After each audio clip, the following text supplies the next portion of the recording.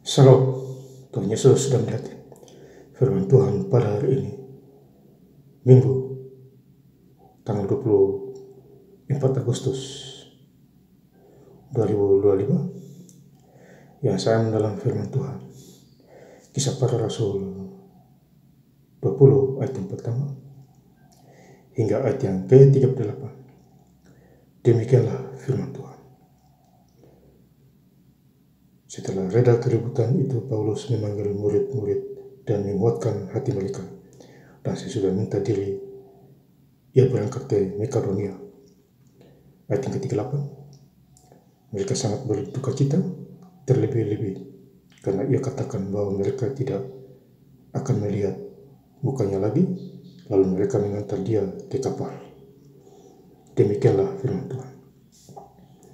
Bapak Ibu saudara-saudara sekalian saya cinta dan Yesus Kristus, saya ingin mengucapkan selamat hari Minggu kepada Bapak Ibu saudara-saudara yang bergereja, khususnya pada hari ini Minggu tanggal 24 Agustus 2025. Kembali lagi kepada firman Tuhan, Kisah Para Rasul 20 ayat yang pertama. Setelah reda keributan itu, Paulus memanggil murid-muridnya, menguatkan hati mereka. Dan sesudah minta diri, ia berangkat ke Makedonia. Jadi Paulus berangkat ke Makedonia. Tetapi sebelumnya dia menguatkan murid-murid di sana. Murid-murid Tuhan Yesus untuk murid-murid Paulus untuk menguatkan hati mereka. Ya, supaya hidup kuat di dalam Tuhan. Tidak boleh lemah. Khususnya hari ini kita gereja di rumah Tuhan, kita kuat di dalam Tuhan. Karena kita percaya Tuhan Yesus hidup selama-lamanya. Dan dia akan datang yang kedua kali menjemput kita apabila kita sungguh-sungguh beriman kepadanya, tidak menyimpang ke kiri dan ke kanan. Ayat yang kedua, ia menjajah daerah itu dan dengan banyak nasihat menguatkan hati saudara-saudara di situ. Lalu tibalah ia di tanah Yunani.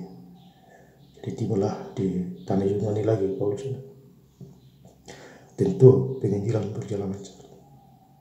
Diberitahukan orang-orang Yunani. Ya, jadi sudah diberitahukan kepada orang Yahudi, diberitahukan lagi kepada orang Yunani bahwa firman itu hidup untuk disampaikan. Ya, jadi ini adalah satu penginjilan yang luar biasa di Paulus. Ayat 19, dengan segala rendah hati aku melayani Tuhan. Ya, jadi dengan rendah hati Paulus melayani Tuhan. Bukan dengan tinggi diri, tapi dengan rendah hati. Ya, dalam pelayanan itu aku banyak mengucurkan air mata. Dia banyak mengucurkan air mata, saudara, dan banyak mengalami pencobaan. Ya, dia mengalami banyak pencobaan dari pihak orang Yahudi yang mau membunuh aku. Jadi ada orang Yahudi yang mau membunuh Paulus, tapi tidak bisa. Belum waktunya, saudara. Jadi ada orang yang membunuh kita, tidak bisa kalau belum waktunya. Tuhan masih memakai kita. Ya. Jadi ini luar biasa firman Tuhan mengingatkan kita semua. Ayat 20, sungguh pun demikian aku tidak pernah melalaikan apa yang berguna bagi kamu. Semua aku beritakan dan kuajarkan kepada kamu, baik di muka umum maupun di dalam perkumpulan-perkumpulan di rumah kamu. Jadi di muka umum atau di perkumpulan rumah-rumah, Paulus tetap menjalankan firman Tuhan kepada orang-orang di sana, supaya mereka datang kepada Tuhan, ke arah yang benar. Ya, Bapak Saudara, ikuti aturan Tuhan, aturan firman Tuhan. Ya.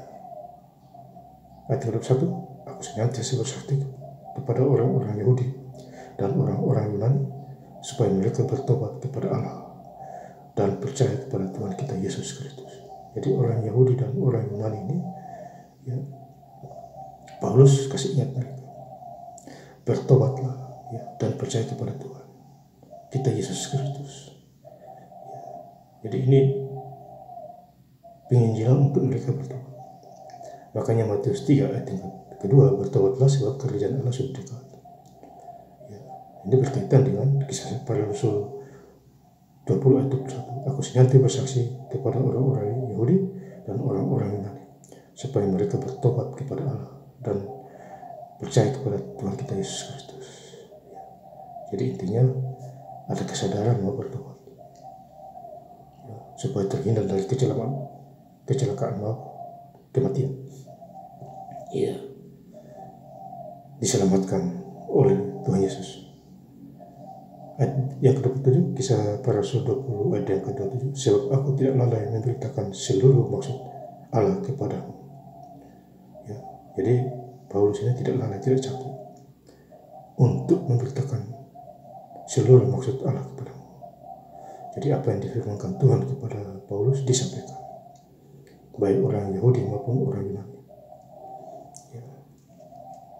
Murid-murid Paulus juga demikian. Karena firman Tuhan adalah rema. Firman itu pelita bagi kakimu dan terang bagi jalan hidupmu.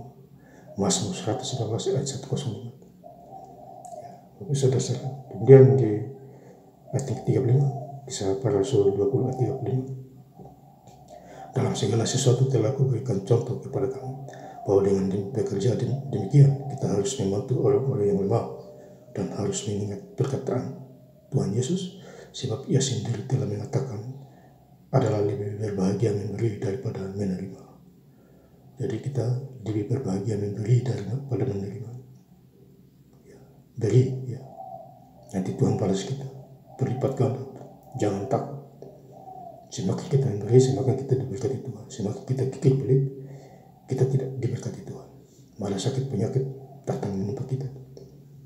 Dia mati sia-sia, padahal sudah kaya raya. Ini firman Tuhan sudah jelas. Orang yang memberi lebih berbahagia daripada orang yang menerima. Kisah Para Rasul 20 ayat 5. Ini contoh.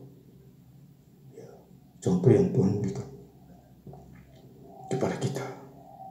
Ayat 36. Saya sudah mengucapkan kata-kata itu, Paulus berlutut dan berdoa bersama-sama dengan mereka semua. Jadi Paulus berlutut dan berdoa di sana. Dia ajak orang untuk berdoa kepada Allah di surga. Jadi harus berkasih memberi. Penginjilan juga harus lancar. Tuhan kasih contoh di Alkitab. Ayat 37, maka menangislah mereka semua terseduh-seduh, dan sambil memeluk Paulus mereka pulang mencium dia. Jadi ini adalah perpisahan. Mereka mencium Paulus, mencium dia, berulang-ulang. Itu adalah kasih sayang Tuhan terhadap manusia. Jadi ada pertemuan, ada perpisahan. Ada waktu lahir, ada waktu mati. Pengkhotbah 3 ayat yang ke-1 dan ke-2. Jadi ada segalanya, ada waktu, ada masanya. Jadi intinya kita hidup di dunia hanya sementara. Kekekalan kita mati masuk surga. Kalau kita tidak tinggalkan Tuhan Yesus, sungguh-sungguh mencari. Ayat 38, mereka sangat berduka cita, terlebih-lebih karena ia katakan bahwa mereka tidak akan melihat mukanya lagi, lalu mereka mengantar dia ke kapal. Jadi mereka mengantar Paulus ke kapal. Mereka sedih hati karena ada perpisahan dan ada cium-ciuman di sana. Tapi Paulus tetap berdoa kepada mereka dengan nama Tuhan Yesus Kristus supaya mereka kuat di dalam Tuhan Yesus Kristus. Kita juga begitu. Kita harus kuat di dalam nama Tuhan Yesus Kristus. Masalah datang kita berdoa, Tuhan tolong kita. Sakit penyakit sembuh. Saya sembuhin orang sakit yang menyembuhkan Tuhan Yesus bukan saya. Kuasa doa, kuasa firman Tuhan, puji-pujian, lakukan. Mujizat Tuhan Yesus akan terjadi hari ini kekal dalam sampai selama-lamanya. Dan saya ingin lebih lengkap lagi membaca ayat firman Tuhan pada hari ini. Minggu tanggal 24 Agustus 2025 di Kisah Para Rasul 20 ayat yang pertama hingga ayat yang ke-38. Setelah reda keributan itu, Paulus memanggil murid-murid dan menguatkan hati mereka. Dan sesudah minta diri ia berangkat ke Makedonia. Ayat yang ke-38, mereka sangat berduka cita, terlebih-lebih karena ia katakan bahwa mereka tidak akan melihat mukanya lagi. Lalu mereka mengantar dia ke kapal. Terima kasih, Tuhan Yesus Kristus memberkati. Haleluya. Amin.